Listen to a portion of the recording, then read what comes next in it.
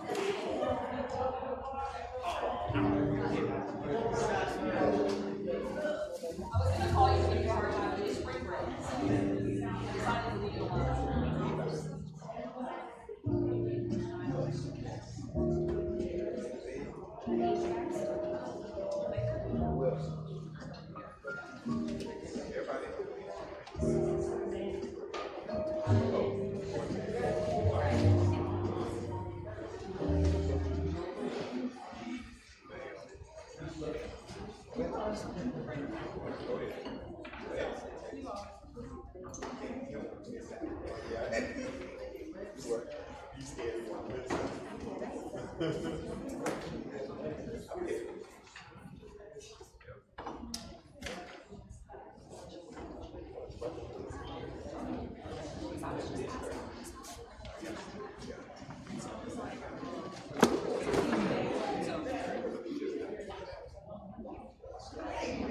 I just wanted to make sure I was the only other one.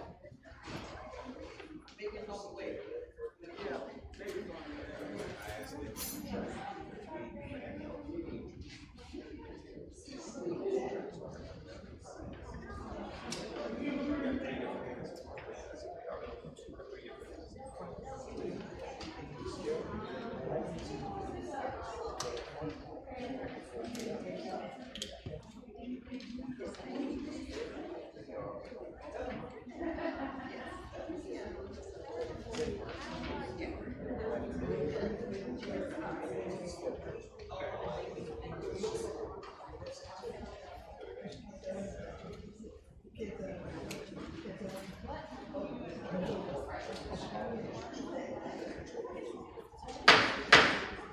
Good evening.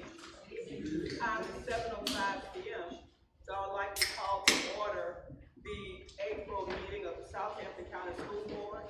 We have 8 of our 9 school board members present, so we do have a quorum.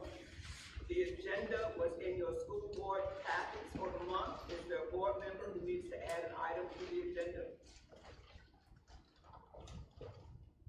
If not, then the agenda is approved as presented. You also had in your packets the minutes from our regular March 11th meeting and the minutes from our special meeting on March the 27th. Are there any additions or corrections to those 2 sets of minutes?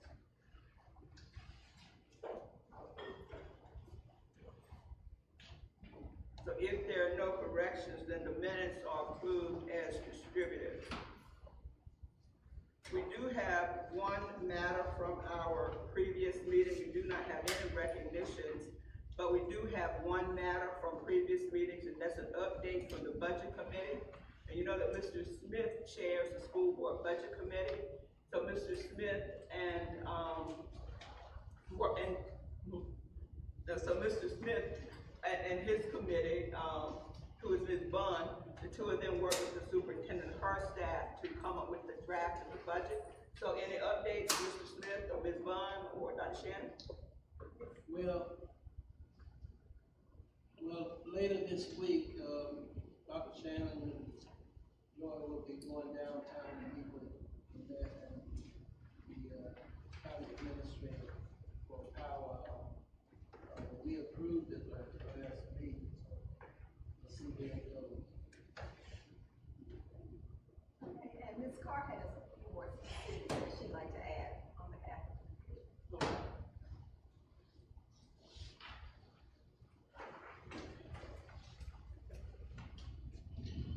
Yes, good evening.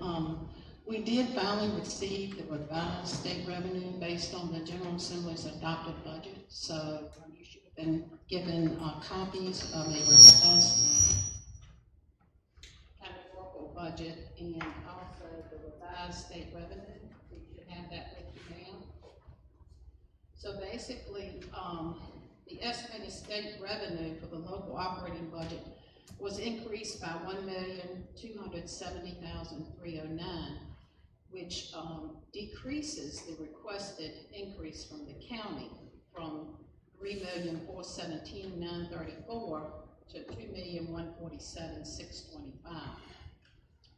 The General Assembly's adopted budget includes a 3% salary increase effective July 1, 2024. As a reminder, we are requesting a minimum 5% increase for all of our employees, along with a minimum wage adjustment for those employees whose salary is based on the minimum wage. Now, the majority of the state funding increase is in the area of at-risk. The General Assembly approved to eliminate the existing prevention, intervention, and remediation program and added the at-risk add-on to the standards of quality.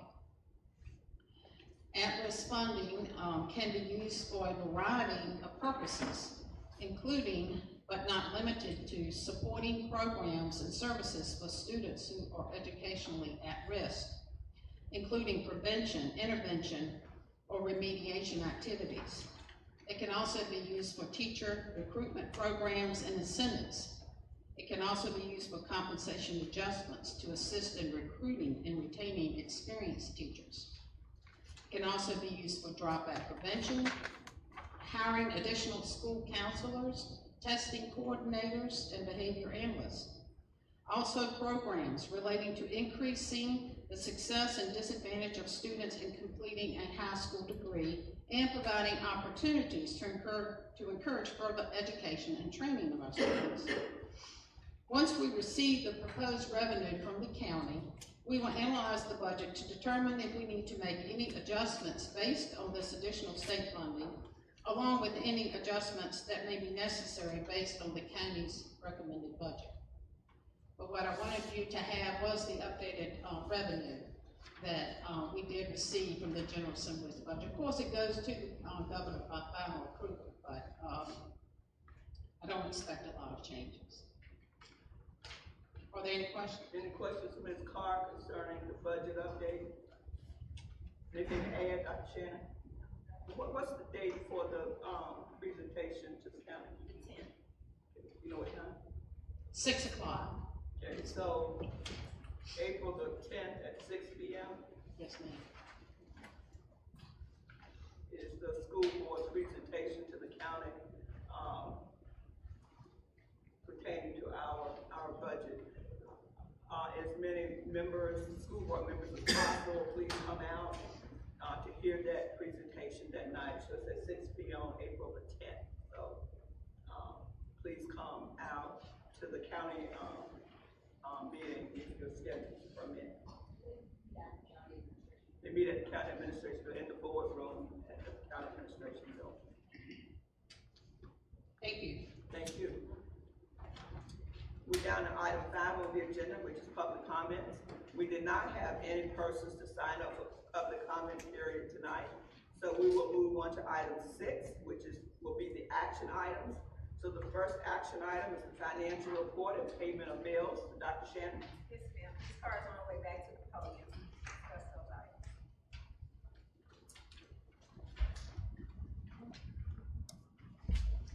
Thank you. Okay, I would like to bring your attention to the preliminary expenditure report for the month of March. The revised local operating budget for this fiscal year is $35,975,563.98.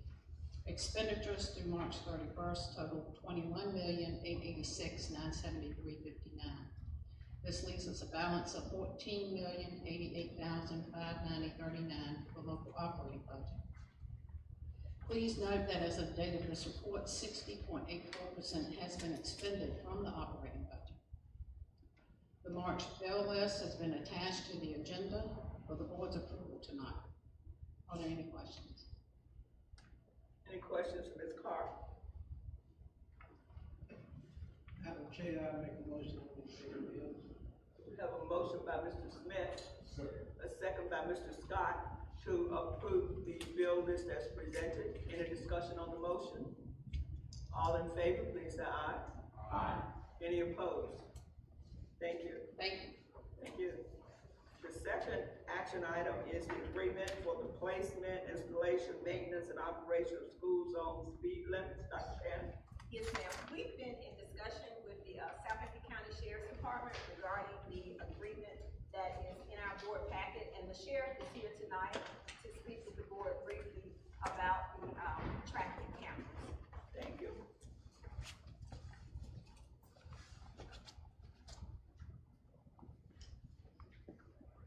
Good evening, board. Good evening. Yes, I'm here to speak in reference to the traffic camera.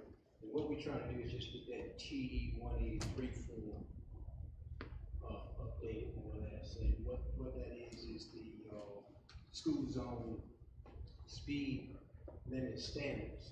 Right now, it's 1 hour. We're trying to get it an hour before and an hour after school starts. The hour before is for the kids that's coming to school early, and then the one after is the hour after those kids that's staying over after school. And, so that's what we're trying to get done at both Cape and, at the high school. And at Cape and Elementary, we'll be doing the same thing as well. Just for y'all's information, I don't know if y'all had this study or not, but I did have Blue Line Solution come in and do the study on it. And at Cape and Elementary School itself, in a 5-day time, they counted 38,063 calls that come through. During the flashing time, it was 7,568. Total speeding during that time was 4,864. And during the flashing time, it was 2,692. This is just at Cape and Elementary. And when we went to the high school, we had a total of 40,545 calls to come through. During the flashing time, it was 9,415. The total violations during that time was 1,517, but the total speeding was 546. As you can see, I've got a lot of complaints about speeding in the school zone. So therefore, I had reached out to Blue Line Solution and had them to do this study. And so to this point, I've signed a contract with them to go ahead on and let's get started with the cameras. I can say that even with the flashing lights out there, the problem that we've always had is, we got to figure out whether lights are flashing or not flashing. But they're going to be totally responsible. As a matter of fact, they're going to put up new flashing lights as well. So therefore, the school is not going to be responsible for that at all, neither is the sheriff's office. Now, the way that operates is we, Blue Line Solution, it'll go to them and then they're going to send it to us. We're going to have to look at it each day as far as the violators. And then we're going to have to match the vehicle up to the license plate on it. So I will have my staff that's going to be looking at it before it even goes to the court. So, this is not something that the school will be involved in at all. If you got any more questions, I'll be glad to answer. Any questions for Sheriff White? So it looks like the involvement of the school is just in getting these flashing lights, right? No, the involvement of the school is, I just need them to sign to do the hour before and hour after. Okay, we're agreeing to the time. Yes, ma'am. Sheriff White, 58 in Suffolk, they have it breaks it down to 60 and 35, then 45 and 35. Are you gonna do that in Cambridge? They're going to do all of that. As a matter of fact, there's going to be a lot of advertisement and talking to the putting on social media, letting everybody know it's coming. There's going to be a grace period as well. But then once we pull the trigger, then it's going to be, you go through 10 above, then that's when you'll be issued the summons for $100. And I know a lot of people look at the money, but I'm not looking at the money. I'm looking at the safety of our kids. It's just like when the seatbelt campaign came through years ago. As you noticed in the beginning, it was really talked about as far as the seatbelt. And there was a lot of money made doing the seatbelt. I'm sure that it was. But as you notice today, you don't hear much about seatbelt because as much advertising and making sure people do this. And this is what we're trying to do. Only thing we're trying to do is get people to slow down. That's all we want for the safety of our kids. And like I say, it might be money making in the beginning, but my goal is to put the trend down. That's what my goal is, not to make money. Because at the end of the day, the money ain't worth not one life for one of our kids. Any other questions or comments for Sheriff White? So the company will handle the flashing lights now, which is great because if there's The company handled the flashlight, because that was one of my main concerns, because if those lights are not flashing, then people are going to raise a cane and just say that they're not flashing. But this company is totally taken care of. As a matter of fact, I've been receiving some of the hardware that's coming in to my office for them to put up these new flashing lights. So I know we give them the normal Monday through Friday schedule times. Do we have to notify They'll flashing be lights? getting with the school to find y'all schedule, find out about y'all schedule. But one thing about it, if, per se, we forget to, call them and say, hey, school, got out early, or something to that effect, that's when they go in, they look, and they board those tickets. So, even if somebody got a ticket, such as that, it'll be, boarded out. Yes. And they could change the lights remotely then if it's a weather delay or something like that. Yes, we're working on, hopefully we'll have the control of that, especially like when we have, graduation or a big ball game coming up, whereas we can control and have that light on during those times as well. Because we definitely need it on graduation, there's no doubt about that. Sheriff White, I think my only question is we've got the speed limit at 50. Right. Is there any consideration of that being a slightly lower speed? I've been through a number of places where it's 55 and school zone ends up being 35 or 45. And so this document says 50, and I think we get a 10-mile-an-hour grace on those cameras if it's set up the same way it is in Suffolk. Is that really the speed that you'd recommend we set out there based on traffic and the conditions we've got around our schools? You talking about here, the school? Mm-hmm. No, the school's, speeds are gonna be the same at, 35, 45. I like this, what it is out there, that's what that's gonna be. Okay. Any other? So, I think, to his question though, I think Catherine's form says 35, but the high school says 50, is that right? So it might just be a typo, if they're both supposed to be 35, it might just be a typo. Because Catherine's does say 35. Yeah, you're right. So whatever they are there now, that's what I plan on keeping that. And like I say, I'm just asking for the hour before and hour. But could we, who determines whether or not the speed limit could be 35 up by the high school? I think that's a VDOT question if you talk on lowering that speed, because I'm sure study gonna have to be done and it's a lot of red tape. There's no doubt about it. There is Yeah, I a mean, it's Virginia just- code section, that was what I was looking up. So Virginia Code section 46.2-873 is maximum speed limits at school crossings.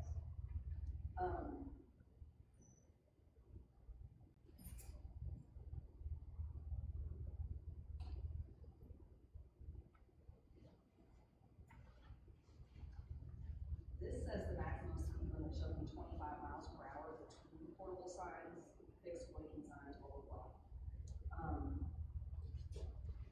I think that you talking about in town. That would be specifically for the But then it also says, notwithstanding the provisions in this section, the maximum speed limit in school zones may be decreased to 15 miles per hour. And then because we have jurisdiction over that kind of thing, that we can, as long as we can show the need for that speed. I guess what we're quibbling about is, could it be 35 by the high school, like it's 35 by K-1? That's the question again, I would have to get in VDOT. Okay, would you do that for us to see Glad if to it's ask. possible to have both at 35? Right, because I think first of all, it gives some consistency, but in my mind, the biggest risk is we've got teenage students pulling out on 58. And that Or, would be or my- coming and going on 58, so when you've got new drivers, Right. it seems like we would want to slow it down here during those times, but. And that was one of the drivers that I had thought about in reference to when I was thinking about bringing the blue line here. I mean, I put a deputy out there every day, that we can. I mean, there might be a day or two we can't get there. But, to stand out there, and, I tell them, I said, be ready to run. I mean, and the reason I'm saying that is because people are not paying attention this day and time. I mean, and if they out there waiting traffic, of course, we try to block that lane. The main reason to block that lane, that way the kids can come out. Because I've seen the time when the kids come out, instead of them just staying to the right, I see them come out and they go all the way over to the left lane. And I'm like, no, if we can just get them to stay in that right lane. And then, when they get on down the road a little bit further, it's okay for them to switch. When you come out to school and do that, that's not a good move. So, yes. Sheriff White, Yes, You said an hour before, what's that time? the hour before. The regular school time now, I'm thinking is 7:30, is it 8:30? 7:15. 7:15? Yes, so we're talking the hour before. 6:15. Yes. 6:15. And what's the evening time? It's two different times, which catering got a time and high school has a time. So whatever the times that is set already, the only thing we can do is just add an hour to it.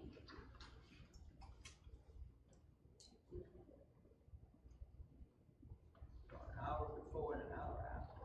Yes, ma'am. Any other questions, comments? I have another question about within this code section, it says that the blinking lights shall be in position and turn on for 30 minutes preceding regular school hours, and for 30 minutes thereafter, and during such other times as the presence of children on school property requires special warning orders.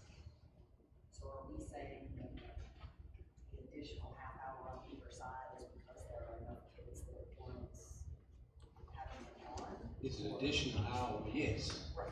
Yes, we're saying that with So these that falls under kids. that provision? Yes, ma'am. Yes, ma'am.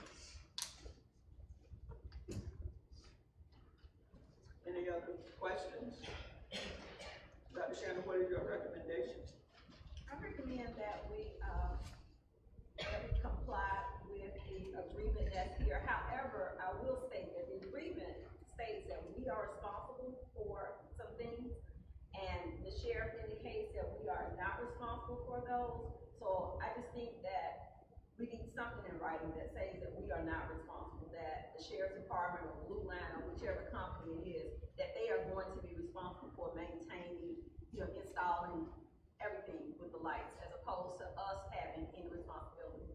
Because right now, we're responsible for the flashing lights, and, this agreement is an old agreement. You'll see I signed it in 2018 when we, put lights out there previously. So they gave you a copy of the 2018 agreement that I had. So basically, it's the exact same agreement as before. However, this time, the, sheriff's department is involved, and again, it's another company, a third-party company, and we're being told that they are going to be responsible and not us. So we just wanna make sure that VDOT understands that we are no longer responsible, but, another entity is responsible. So I do recommend that we move forward with it. I just think that we need to clarify the language with VDOT. And that was one of the main reasons that, when I first talked with Blue Line, I wanted to know who's responsible, because, Dr. Shannon, you know just as well as I do, we've been going around about who's responsible. VDOT says the school's responsible. School says VDOT responsible, and I'm like, but we can't rely upon that. I mean, at the end of the day, if we're gonna be issuing people summonses, I wanna know who's responsible. That way, if the lights are not working, I know who I need to go to. So therefore, Blue Line will be totally responsible for those, cameras and poles as well. So couldn't we create an MOU with Blue Line saying, spelling all of that out? Well, I think we need to agree with the sheriff's department who has proposed this to the county. So I think that our agreement is gonna be with the sheriff's department. And I'll get with, Randy Campbell, who's the representative, and see if I can get y'all a copy of what you asked for. Okay? And then I'll get it to you, Dr. Shannon. That's right. So then we do need to take action on this, and the superintendent is recommending that we, approve the agreement. We have a motion by Mr. Scott, Second. second by Ms. Lane. Any questions? And I think we need to clarify that we're approving the agreement with changes to be made reflecting that we're not responsible for flashing lights, because that would be. So do you accept that, Mr. Scott? So the motion then is that we accept the agreement and look forward pending having, a written document indicating that the school district is not responsible for the lights. Okay. So that's the motion by Mr. Scott, it's the second by Ms. Lane, and I guess now we're ready for the question. So all in favor, please say aye. Aye. Any opposed? And it Thank you. Yes, ma'am. Thank you, And sir. I just wanna say that, you know, being that they put their own lights up, then I would think they want anybody else to be responsible for it. Because it's their equipment at the end of the day. Right, their lights, yeah. Yes. Okay, thank y'all. Y'all have a Thank good you evening. very much. Thank you for keeping us safe. Yes, ma'am. Last month, we had, a policy concerning food services for first read, and this is policy, EFB. And we had it for first read last month, so it's back this month for action. So Dr. Shannon, you wanna tell us what this is all about, remind us? Sure, the new policy is more, descriptive. It uses more definitive language. It states that employees are forbidden from engaging in certain actions regarding meal payments and debts, whereas the old policy states they do not require these actions. So this change emphasizes a stricter prohibition against these practices.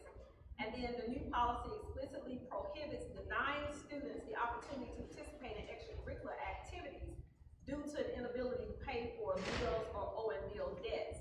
And that's a point that wasn't mentioned in the old policy. The new policy has more detailed regulations regarding school-sponsored fundraisers, including the requirement for prior approval, adherence to federal and state regulations, and the need for a fundraiser tracking tool. And the old policy mentions the number of fundraisers allowed, but it's less specific about the procedural requirements. Both policies require record keeping to ensure compliance with competitive food, nutrition standards, and other regulations.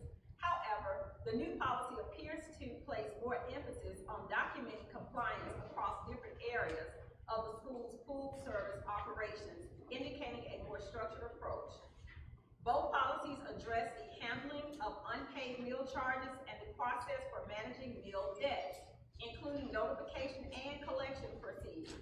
However, the new policy seeks to reinforce the procedural aspects, ensuring that there are clear guidelines for how debts are handled, and emphasizes the prohibition against using federal funds to offset unpaid meal costs.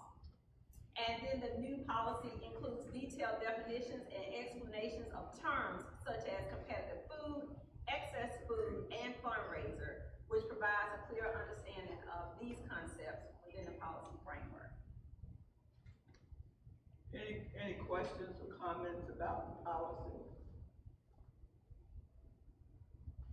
Not necessarily about the policy itself, but in the second line at the very top, there's a typo. The words who and cannot are shoved together. Which document are you referring to? The old one or the new one? The new one. Okay. It's just line two at the very top.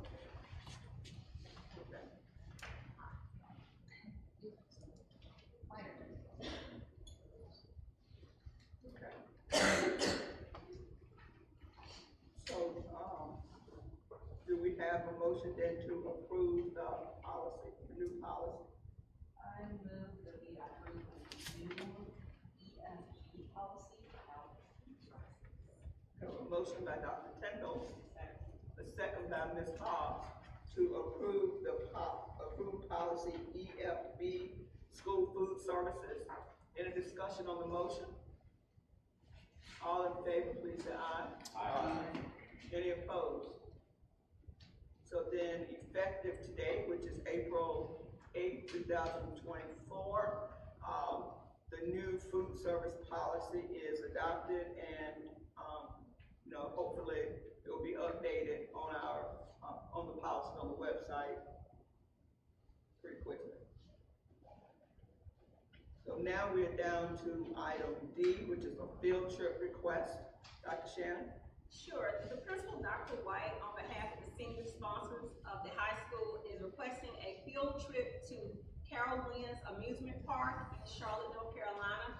Now, the date is May 31st, which is a school day, so they have agreed to change the date, and this will serve as a senior class field trip. They plan to leave at 5:30 a.m., returning at 11:30 p.m. There will be 6 chaperones for 100 students, and the total cost of the trip is $9,569.50 more chaperones, because our ratio of chaperones is 1 to 10. So, they'll need at least 4 more chaperones in order to go, if the board approves it. And they stated that they would pay for this, via fundraisers, and then all that they do not raise, the students will incur those costs. I have a problem approving a document that has the wrong date and incorrect number of chaperones. I don't know about anybody else, but, I'd rather see it corrected before we, approve it, but I'm sure that they want us to move on it because they want to do it in May. And our next meeting won't be until early May, but did they give you the new date? They said June 1st. But then if it's not until June, then we'll. That's so we can talk about it in May. Can we do it contingent upon an updated document with the addition of 4 more chaperones and June 1st? Can we take the motion that way so that once they do that, they can go ahead and give the charter bus and give the tickets and.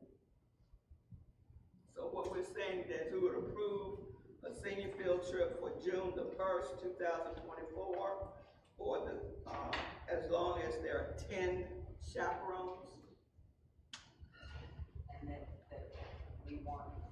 we're asking for an updated document to have a file with that information. Okay. So, does everybody clear what we're doing? We're approving this, what day of the week is June 1st? That's a Saturday. So we're approving a field trip for June 1st, 2024, for seniors to go to Charlotte, North Carolina. As long as the date is June 1st, the number of chaperones is 10, then the trip would be approved, but we do need to see at our next meeting the updated document. As opposed to saying the number of chaperones 10, should we say as long as the number of chaperones is 10 to 1 pupil chaperone ratio? Because you may have some students that back at it, so just make sure that it's a 10 to 1 ratio. Okay.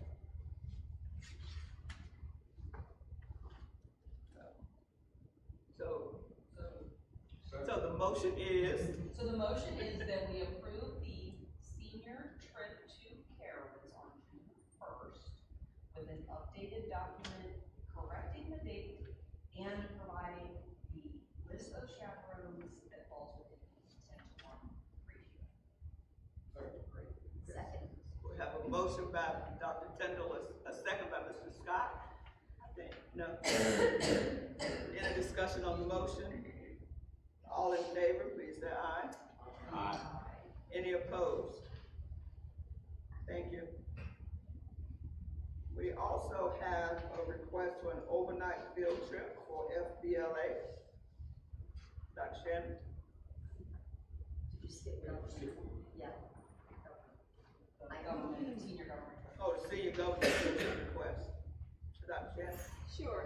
So the principal requests on behalf of the high school government class a field trip to the Washington, D.C. National Mall, the United States Capitol Building, and/or the White House on April 19th, 2024, leaving at 6 a.m. and returning at 10 p.m. There will be 7 chaperones and 36 students. A charter bus will be needed, and the estimated cost is $2,200. And I think they're raising funds for this as well. Yeah, they have a fundraiser for this as well. However, it says that cost of division is $2,200, and I think that needs to be moved someplace else because unless the cost is to the high school, but it shouldn't be. I don't know where the $2,200 ought to be, but I think it needs to clearly reflect that this trip will be at no cost to the division, unless it's going to come out of the high school fund or something. So maybe they just wrote it on the column, is what we're thinking. That's what I'm thinking, but I don't know that. Well, because there isn't really a place. It's either cost to the kids or cost to the division.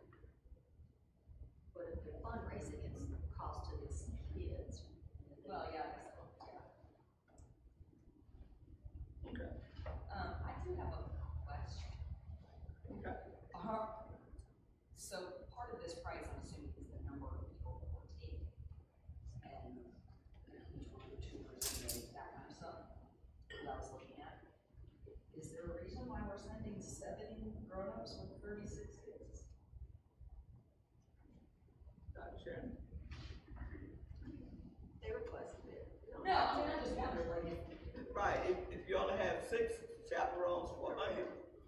now you got 7 to 36. Right, and, I mean, don't get me wrong, I understand taking kids to Washington, and, I mean, I want plenty of adults with them. But if, you know, if they're doing the fundraising and they fall short, could we potentially save some money by cutting out the chaperones instead of that? Yeah, what I think with this one is, it's co-curricular, for one, it's not an extracurricular activity. Oh, no. And number two, they opened this up to like other government students, so it's opened up to quite a few students, and I think they are making this request at the time based on the information that they have. But I believe that it may be possible that some other kids may get involved. And truth be told, they wanted, the high school to pay for this trip since it was co-curricular. But, yeah, we'll see. And like I said, I mean, I was saying right now, it's take off this trip, but. And I agree, because what's gonna happen to these people's classes if the teachers are going off on a field trip and the students who don't go on the field trip, who's gonna come to class? And keep in mind though, that 2,200 is for transportation costs, doesn't include tuition fees. So taking out a couple of Yeah. chaperones isn't gonna change the cost of the transportation, because it's a bus. So really that would affect the cost, and not the saving about the full chaperones. So what's the date for this again, 4/9? Yes, 19th, April 19th. Which is a few weeks away. So I would think that 36 is the number they're gonna have, if you're only talking about 2 weeks away. So, I guess, you know, so what's your pleasure? What are we going to say concerning this matter? My concern, of course, is with all the teachers gone, what are the students not going to do? If their teacher's gone. And then, of course, making sure that they understand that the district is not liable for the $2,200. But anybody else with concerns or questions? Dr. Shannon, maybe you can remind me, what's our policy on parents as chaperones versus teachers? Or do we allow parent chaperones to make that 1-to-10 ratio? We try not to, because we have to do background checks on everyone. And the other issue is having parents correcting other students that are, children that are not theirs. As opposed to school personnel.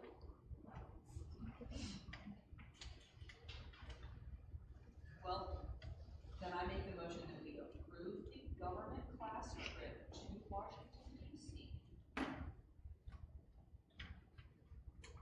As with the stipulation that we again get new paperwork showing that the $2,200 will not be a cost to the division. And the understanding that the school is, not that they're not, but that they are responsible for that, looking at that 10-to-1 ratio and making sure that those classes are covered, that if they do choose to take also.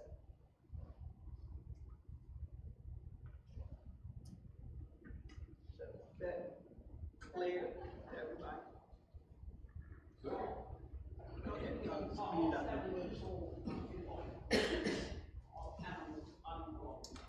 Yes, all of them are teachers and or administrators. And it's only one teacher's class. It looks like it's only Ms. Rollins' class is going, but then you got these other 5 teachers going. And their students are not going. No, but I mean, I say if the high school agrees and Dr. White says, yes, she can cover them, then that's all the high school to cover those classes. Who's gonna pick substitute? On a Friday. So, Friday. It's on a Friday. We can get a substitute come here on Friday. well, this is a Friday. Yeah. 19th. But, I mean, I'd say, I mean, that's like any other day that, you know, teachers are out or anything like that, that's on the school to cover. So, you know, if they get to that day and they really only need 4 chaperones and they can't cover the classes, then bring them to us. As long as you're within the ratio. One of them is administrative, he has to go. Yes.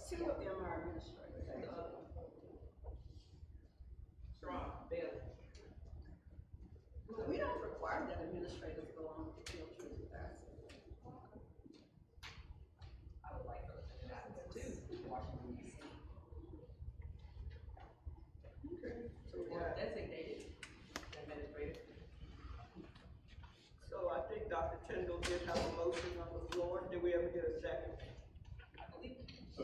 Second by Mr. Scott. Any discussion on the motion? All in favor, please say aye. Any opposed? Thank you. Now we're down to the overnight field trip from the FBLA. So Dr. Shannon? Sure.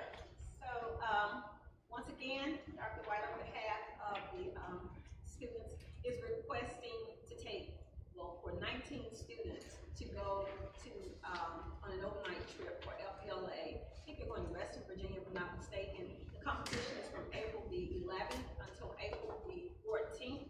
They'll leave school at 3:00 p.m. and they'll return on the 14th at 3 p.m. The students will compete in the areas of business and technology. There will be 3 chaperones.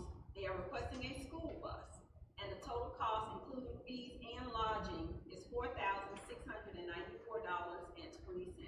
And they are, they do have a fundraiser that they're participating in right now. And they have multiple fundraisers lined up.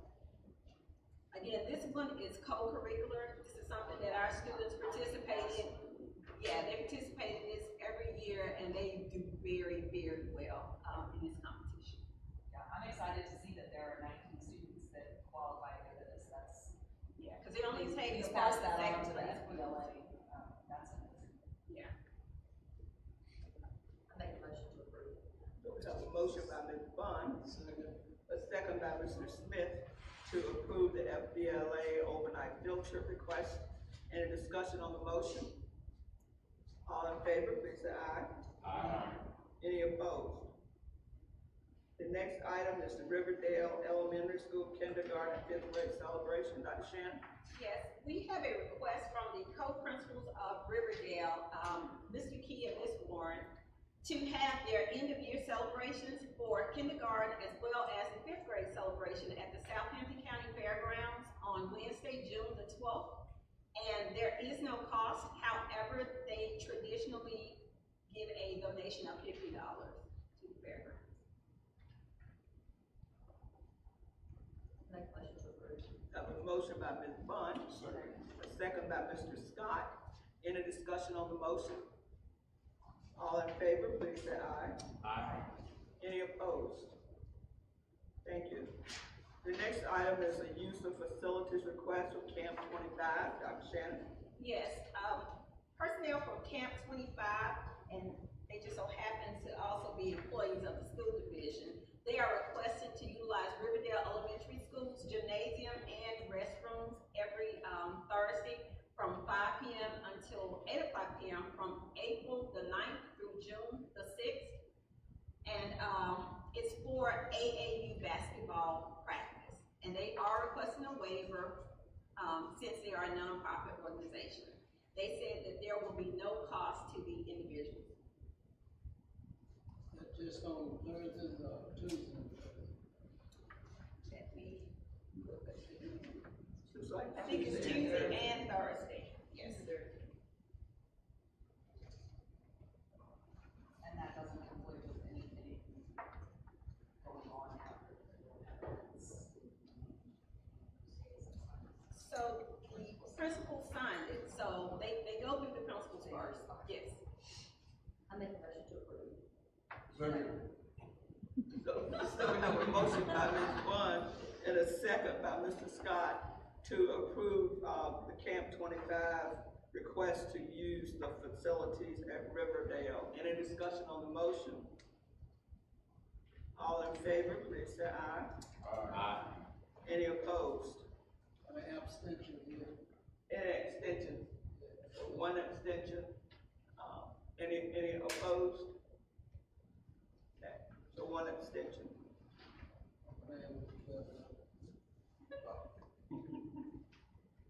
Those, that's the, well, then we have the, high school schedules, athletic schedules for spring sports 2024.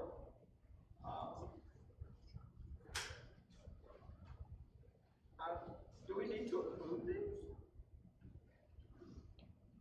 I hope not, because they already started. Yeah, so I don't think,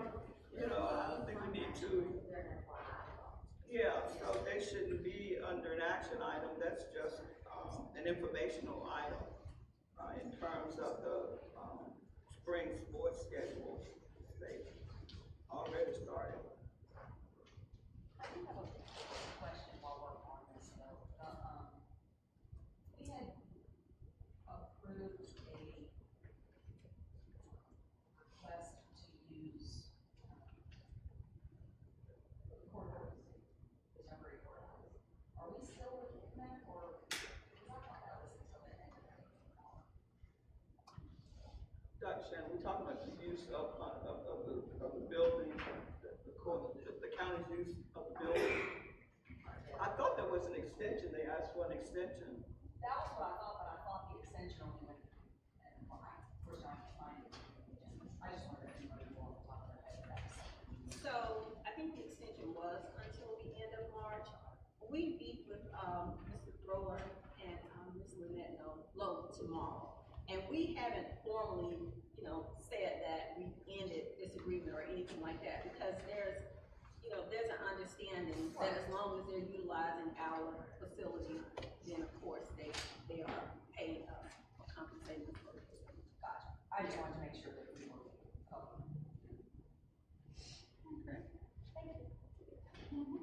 So now we're down to informational items. And the first informational item is the instructional report. Dr. Shannon? Yes, ma'am. Ms. Rachel Dole, one of our curriculum specialists, is coming to the podium to give that presentation. Ms. Dole?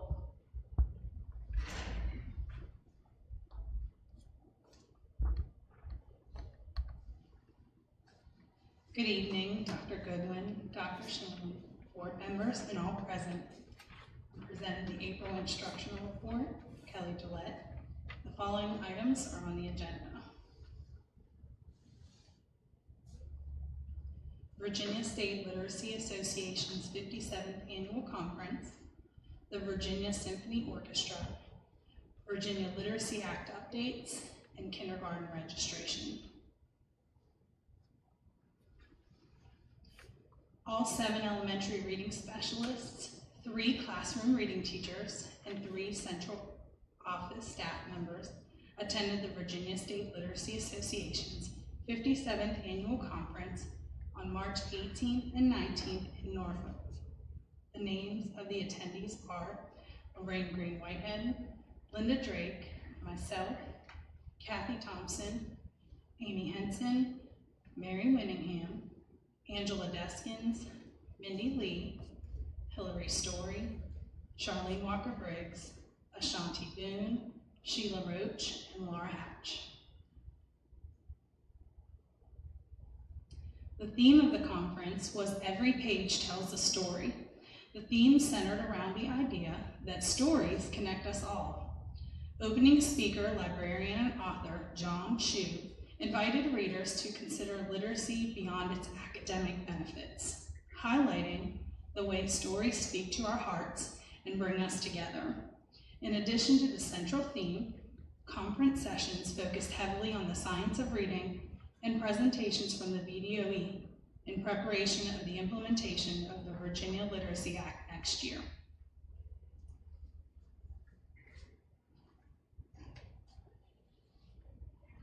On March 20th, Southampton High School hosted the Virginia Symphony Orchestra for 2 performances, one for Capron, Riverdale, and Southampton Academy's 3rd through 5th graders, and one for Meharon, Nottoway, and S.B. Morton's 3rd through 5th graders.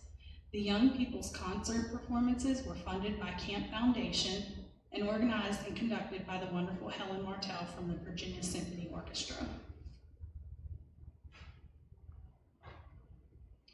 Our always amazing elementary music teachers, Ms. Chappelle and Mrs. Varian, prepared students exceptionally well for full participation in the assembly. The students had a blast learning about instrument families, singing songs the orchestra played, and clapping and stomping out various types of rhythms. A special thanks to Camp Foundation for funding this event, and to our music teachers, the technology department, the Southampton County Sheriff's Office, and SHS administrative staff for assisting in making this event a huge success. And there are a few more pictures.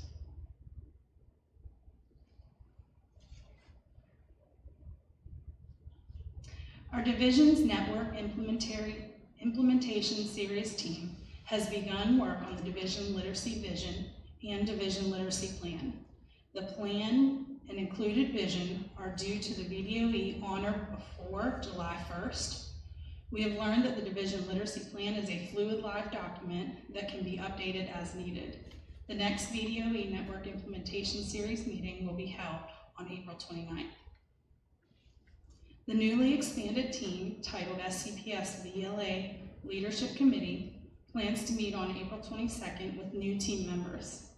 The team in its entirety include our Chief Academic Officer, Director of Curriculum, Director of Special Education, our Federal Programs and Community Liaison, myself, our Dyslexia Advisor, our ELL Specialist, principals from the elementary and middle school level, a reading specialist from each elementary school, a special education teacher, and several classroom teachers from grades kindergarten through 3rd grade. This may seem like a large team, but the VLA initiative is going to require a lot of back work as well as critical input from different stakeholders.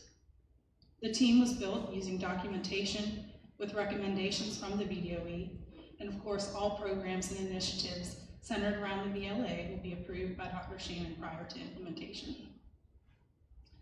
The 2024 English Standards of Learning have been approved by the VDOE, and full implementation is expected in the 24-25 school year.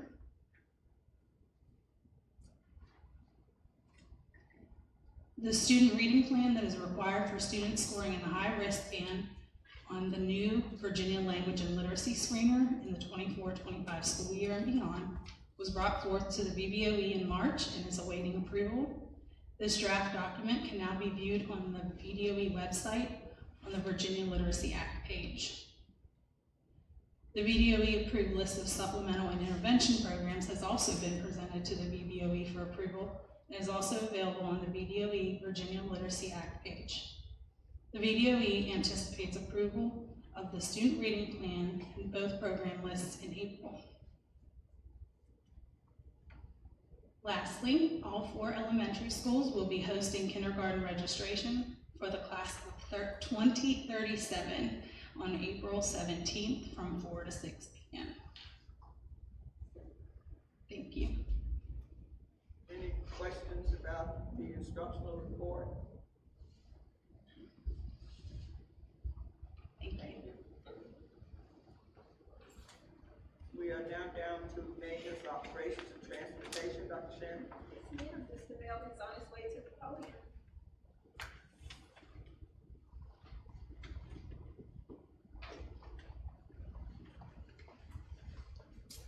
Good evening, Dr. Goodwin, board. Just some quick updates for you. Met with, just loud, Bill. Met with the architects from Crabtree Robot. They were on site before we went out for spring break. We reviewed the plans. We looked at the layouts and logistical adjustments were made to both projects. Adjusted some ideas inside. We went over some finishings in both buildings.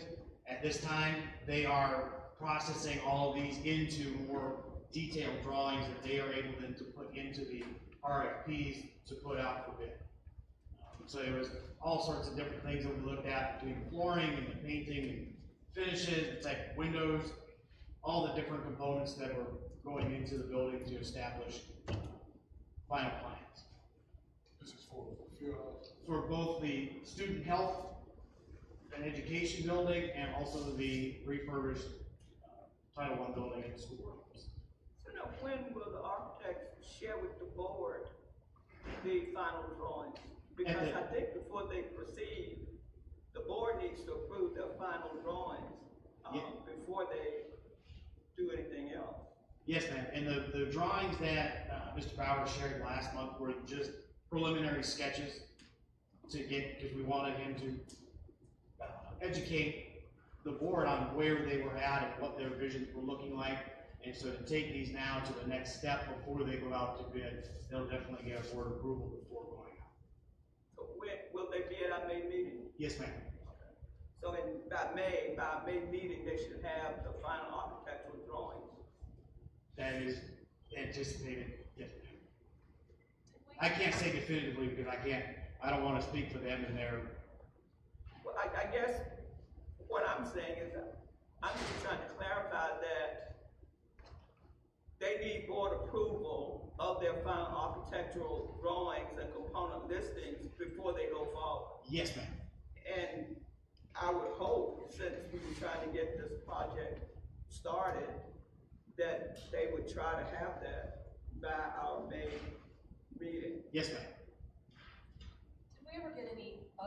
information, I know that the last time we talked, we were talking about a different placement for that student education, health and education. Yes, and we looked at, the different sites of going behind the tennis courts, and then also bringing it closer to the building, and both of those did not fit well. Looking at what the grade of the land that's close to the building, we would have to do a lot more site prep, and then putting it down by the tennis courts would really kind of take away from part of the purpose of it, of being there, the restrooms and concessions for baseball, softball, because you'd have to walk further to get to that than you would for the current porta-johns that are used now. So, I just wanted to make sure. So we're not talking about using that for concessions and restrooms for football and soccer? Correct. Just for the sports that are on, okay, thank you. That's not their entire purpose. Oh, no, I know, It's, that was one of the things we had talked about in moving them was the restrooms.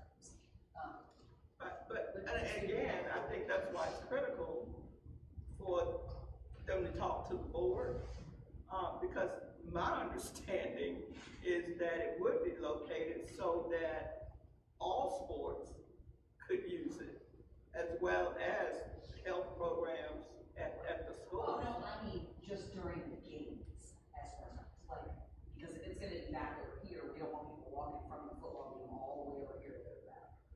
Right. So, but all of the teams would use it, like. all students will have an opportunity to utilize the health and education.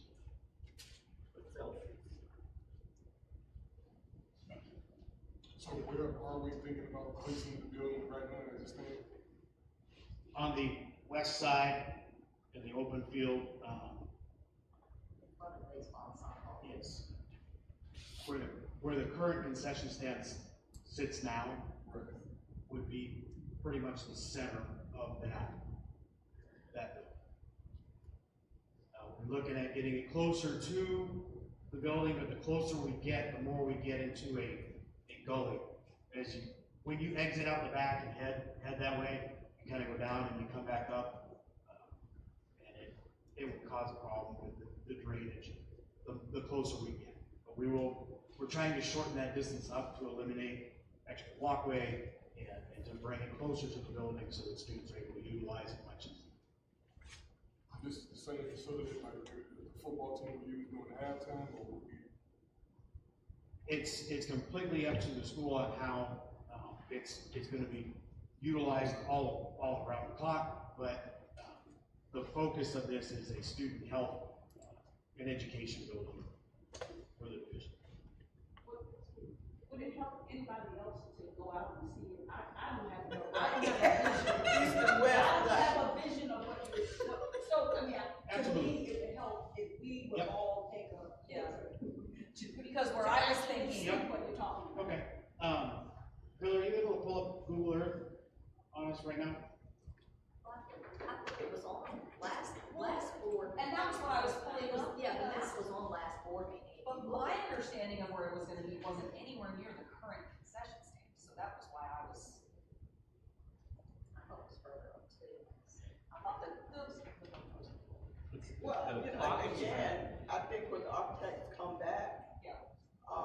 they need to tell us exactly where they're thinking about putting it, and I agree with Ms. Hobbs, that we need to physically see it, because I'm east and west, you know, it doesn't click with me. The It's plot just that been too long since I've been to one that used to go with the concessions. Exactly. the plot we had from our previous meeting shows it placed at the end of the right field line on the baseball field and behind home plate of the softball field, if that helps anybody else with the layout. No. Yeah. We go to page 8 on the site plan, but it should have to be specifically there. I think that Dr. Goodman's correct, though. We need to have the final drawings no later than the May meeting to look at, review, and approve if they're gonna be able to stay on schedule, particularly because of the funding restrictions we have around what we'll be utilizing to construct these buildings. So we're gonna need those for sure from the architect by then. And I will say, looking at these drawings, that is at the current concessions location. I think that's what that. Does that Ms. Hall, all right. We'll walk out. We'll walk out that way.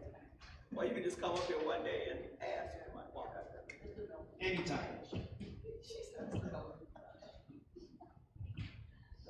I'm sorry.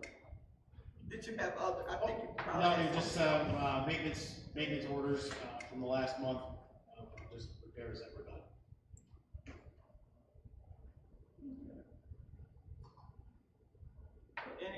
Any other questions, comments, Mr. Melvin? Any other comments, Dr. Shannon? Thank you. Thank you. So we're down to items, C and D, the student enrollment report and the, student teacher attendance report, Dr. Shannon. Sure. As of March's data, we had 2,470 students. And the attendance winner for our students is Meharry Elementary School.